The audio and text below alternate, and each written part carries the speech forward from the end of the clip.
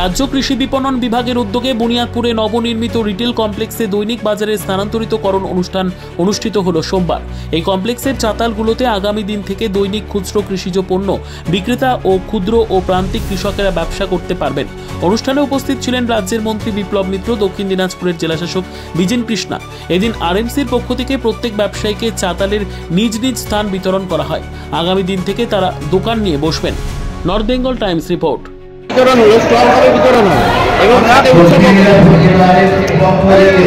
আমরা খুব তাড়াতাড়ি আজকে যেমন চাতালটা আমাদের হয়ে গেল ডিস্ট্রিবিউশন, আমরা খুব তাড়াতাড়ি যে কটা আমাদের স্টল আছে সেই স্টলগুলো আমরা খুব তাড়াতাড়ি বিলি করার ব্যবস্থা করব। ডিএম সাহেবের সঙ্গে আমার কথা হয়েছে এবং এখানটা মিউনিসিপ্যালিটি চেয়ারম্যান তার সঙ্গে আমরা কথা বলে নিয়েছি, এসডিও সাহেবের সঙ্গে কথা বলে নিয়েছি। ওনারা দেখছেন ব্যাপারটা এবং সরকারি কিছু প্রসেস আমাদের মেনটেন করতে হয় যখন ঘরগুলো আমরা ডিস্ট্রিবিউশন করব, সেগুলো সব যা যা নিয়ম কানুন আছে সব মেনেই আমাদের যেহেতু করতে হবে, আমরা সেই প্রসেসগুলো ঠিক করে নিচ্ছি। করে নিয়ে আমাদের যতগুলো ঘর আছে আমরা করে নিচ্ছি। ওরাও কতগুলো ঘর আছে? এখানটায় 46টা ঘর আছে।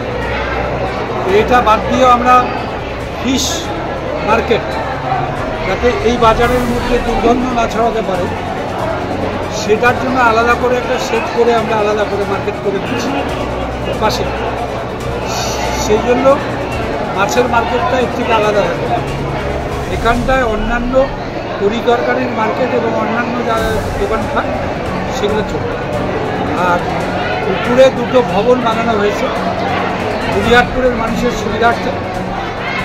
এখন তো সকলেরই বাড়ি ছোট হয়ে গেছে, কোনো একটা ছোট উৎসব করতে গেল একটা বাড়িতে উৎসব করার মতো স্পেস থাকে না।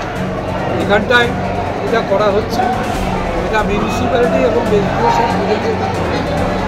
দেখে যেভাবে ভাড়া টাড়া ঠিক করে সেইভাবে খুব অল্পই হবে আমার ধারণা, মানুষ যাতে এটা নিতে পারে খুব অল্প পয়সা সেই রকম ব্যবস্থা। কতটা ঢুকে যায় এইটা এখন আমার তো কতটা মনে নেই, এটা বোধ হয় সম্ভবত 8 কোটির উৎসব।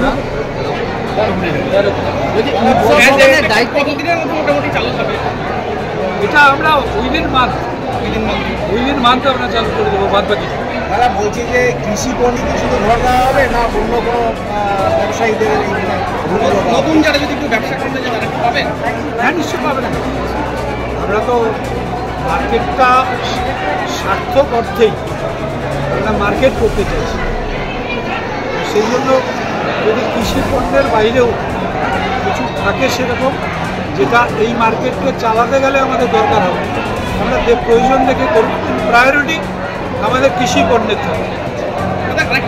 ডিস্ট্রিবিউশনের কিছু নিয়মকানুন আছে সরকারি, সেগুলো আমাদের ডিস্ট্রিক্ট ম্যাজিস্ট্রেট, আমাদের এসডিও সাহেব এবং মিউনিসিপ্যালিটির চেয়ারম্যান এরা মিলে আলোচনা করে ঠিক করে যেভাবে দেবেন সেইভাবে।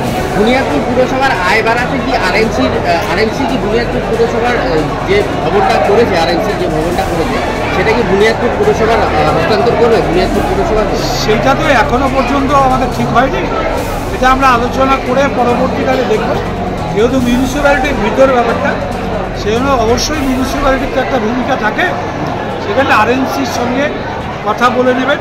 আর ডিএম সাহেব অ্যাকচুয়ালি আমাদের যে কটা ডিপার্টমেন্ট হয় জেলাতে সব ডিপার্টমেন্টের চেয়ারম্যান কিন্তু ডিএম, ডিস্ট্রিক্ট ম্যাজিস্ট্রেট।